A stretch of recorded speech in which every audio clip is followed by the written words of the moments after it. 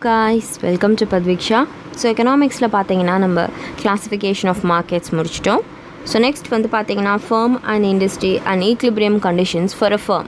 So first firm and industry னா என்னன்னு பார்க்கணும். First firm னா இது ஒரு single unit production. இது இந்த firm industry. So firm and industry னு சொல்லலாம்.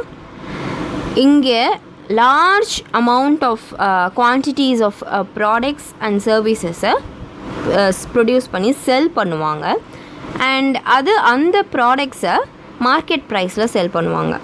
இவங்களோட மெயின் அப்ஜெக்டிவ் பார்த்திங்கன்னா ப்ராஃபிட்டை ஏர்ன் பண்ணுறது. ஸோ இந்த ஃபர்ம் அப்படிங்கிறதுக்கு நிறைய அப்ஜெக்டிவ்ஸ் இருக்கும். இங்கே வந்து பார்த்திங்கன்னா மேனேஜரல் பிஹேவியர் தியரிஸ் இதெல்லாம் ஃபாலோ பண்ணணும். ஸோ மேனேஜ்மெண்ட் லெவலில் மேனேஜர்ஸ்க்கு என்ன ஒர்க் இருக்குது அண்ட் அவங்க வந்து அந்த ஒர்க் எப்படி செக்ரிகேட் பண்ணி ஒர்க் பண்ணுறாங்க, டார்கெட் ஃபினிஷ் பண்ணுறாங்களா இல்லையா, அந்த மாதிரி ஒரு சில இன்ஃபர்மேஷன்ஸ், அந்த மாதிரி ஒரு சில அப்ஜெக்டிவ்ஸ் எல்லாம் ஃபர்முக்கு இருக்கும். இண்டஸ்ட்ரி அப்படிங்கிறது ப்ரொடியூசிங். இங்கே சிங்கிள் ப்ரொடக்ஷன் நடக்கும் ஃபர்மில். இங்கே குரூப் ஆஃப் ஃபர்ம்ஸ் சேர்ந்து ப்ரொடியூஸ் பண்ணுறது தான் industry. So group of firms producing cement is called cement industry. So cement industry, இந்த இண்டஸ்ட்ரி பர்டிகுலராக சிமெண்ட்டுக்கு டால்மியா சிமெண்ட் அப்படின்னு நம்ம சொல்லாமல் சிமெண்ட் இண்டஸ்ட்ரி அப்படின்னா எல்லா டைப் ஆஃப் சிமெண்ட்டுமே வரும். ஃபர்முங்கிறது டால்மியா சிமெண்ட் அப்படின்னு நம்ம சொல்கிறது தான் அந்த ஃபர்ம். சிங்கிள் யூனிட் ப்ரொடக்ஷன், அந்த ஒரு கம்பெனி மட்டும் பேசுறது தான் ஃபர்ம். மொத்தம் அந்த கம்பெனி சார்ந்த அந்த ஒரு விஷயத்தை பற்றி மொத்தமாக பேசுறது தான் இண்டஸ்ட்ரி. ஸோ இப்போ equilibrium conditions for a firm. ஈக்லிபிரியம்ங்கிறது நம்ம ஆல்ரெடி பார்த்துருக்கோம். ஈக்லிபிரியம்னா என்னென்னா சமநிலையாக இருக்கிறது. ஸோ சமநிலையாக இருக்கக்கூடிய கண்டிஷன்ஸ் ஒரு ஃபர்முக்கு எப்படி இருக்கும் அப்படிங்கிறது தான் பார்க்க போகிறோம். So equilibrium of a firm means that the firm reaches maximum profit.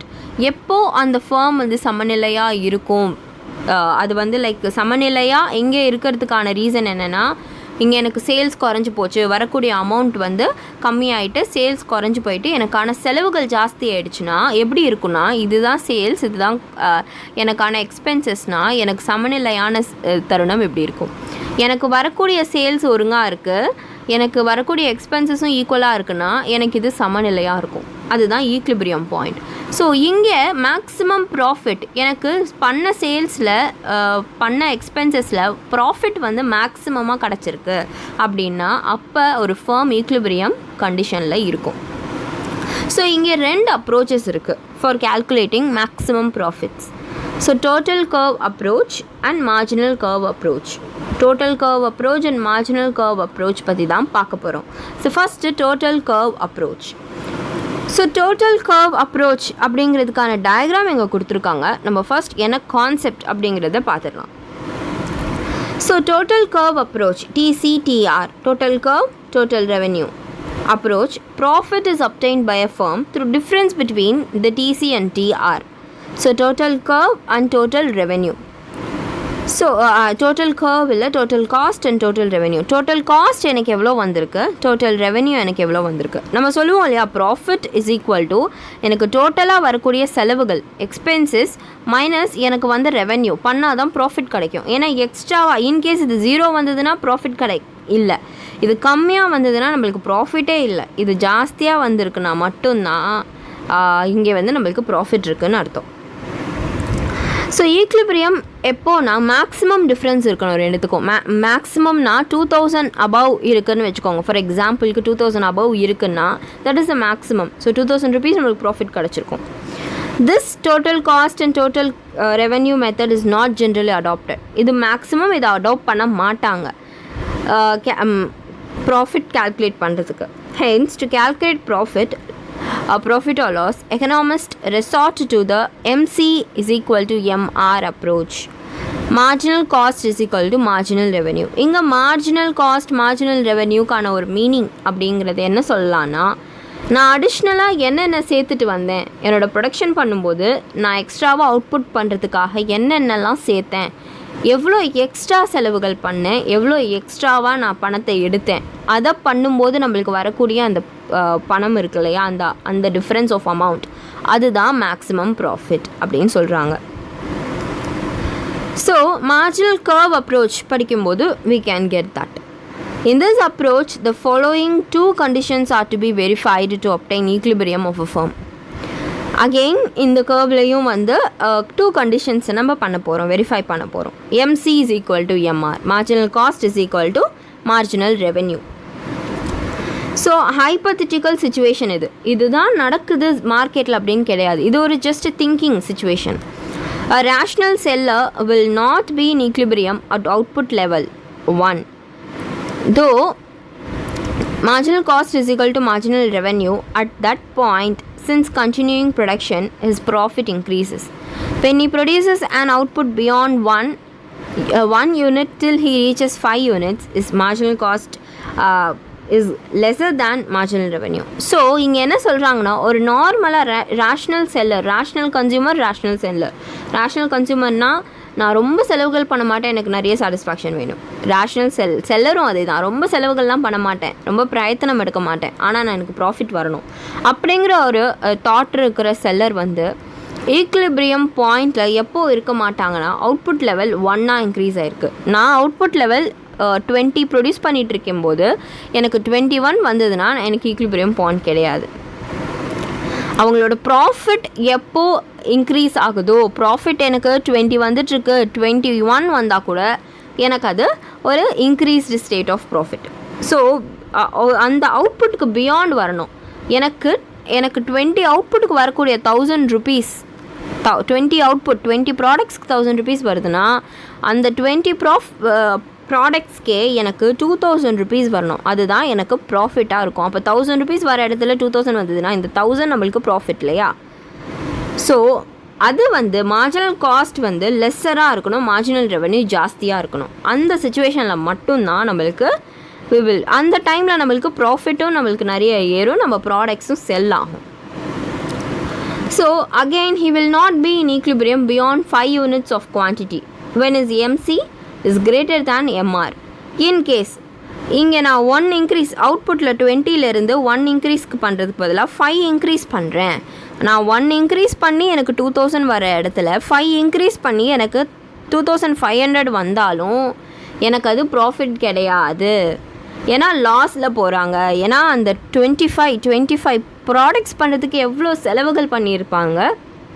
அந்த செலவுகளை நம்ம பண்ணும்போது மார்ஜினல் காஸ்ட் ரொம்ப ஹையராக தான் இருக்கும் மார்ஜினல் ரெவென்யூ விட. ஸோ இங்கே லாஸ் வந்து இன்கர் ஆக சான்சஸ் இருக்குது.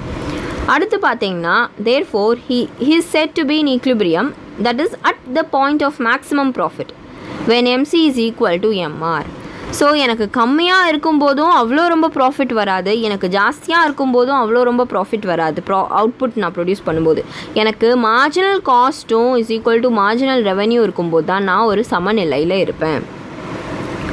இதுதான் ஒரு சஃபிஷியன்ட் நெசசரியான சஃபிஷியன்ட் கண்டிஷன்றது கிடையாது.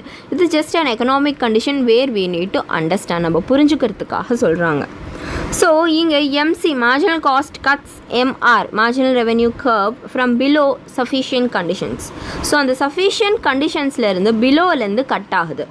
A firm under perfect competitionனா நம்ம ப்ராடக்ட்ஸ்க்காக அதே விதத்தில் செல் பண்ணக்கூடிய கம்பெனிஸ் நிறைய இருந்தாங்கன்னா அதுதான் பர்ஃபெக்ட் காம்படிஷன்.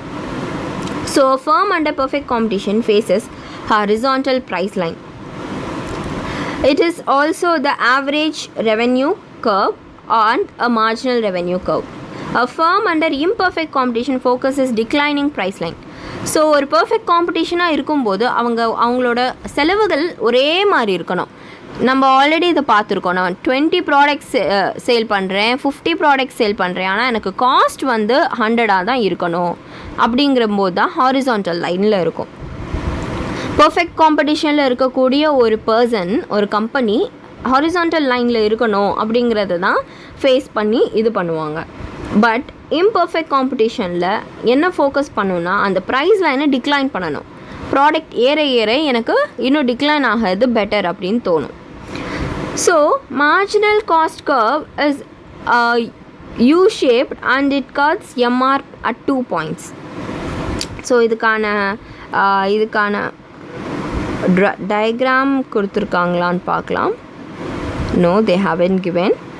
ஸோ இங்கே வந்து என்ன சொல்லியிருக்காங்கன்னா AR, MR and MC so இங்கே அவுட்புட் நம்மளுக்கு இருக்குது 0 1 2 3 4 5. இங்கே என்ன ஆகுதுன்னா AR is equal to MR. எப்படின்னா it comes like this.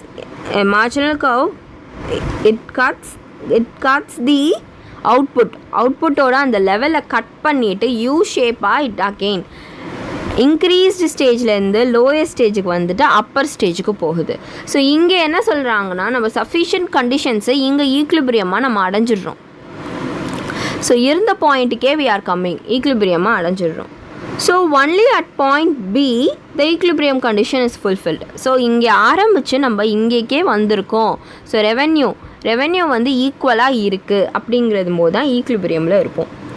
So இங்கே தான் வந்து நம்மளுக்கு MC cuts MR. MC curve வந்து it cuts the MR curve அப்படின்னு சொல்கிறாங்க பிலோலேருந்து. இப்போ நம்மளுக்கு we have a market structure. So market structure concept நம்ம நெக்ஸ்ட் வீடியோஸில் பார்ப்போம். ஸோ ரொம்ப இம்பார்ட்டண்ட் கான்செப்ட் அப்படின்னா இந்த கான்செப்ட் தான், பர்ஃபெக்ட் காம்படிஷன். கண்டிப்பாக இந்த கொஷின்லேருந்து ஏதாவது ஒரு கான்செப்ட் இல்லை 2 கான்செப்டுமே கேட்கக்கூடிய சான்சஸ் எல்லா கொஷின்ஸ்லேயும் எல்லா கொஷின் பேப்பர்லேயும் இருக்கும். எவ்ரி டைம் நீங்கள் எழுதினாலும் நீங்கள் 11th முடிச்சு போயிட்டு 12th கூட இதை பற்றின கான்செப்ட்ஸ் வரும். ஸோ இதை பற்றின கண்டிப்பாக நான் ஒரு ப்ரீஃப் டிஸ்கிரிப்ஷனோட நம்ம இந்த கான்செப்டை நெக்ஸ்ட் வீடியோஸில் பார்க்கலாம். So we have our perfect competition.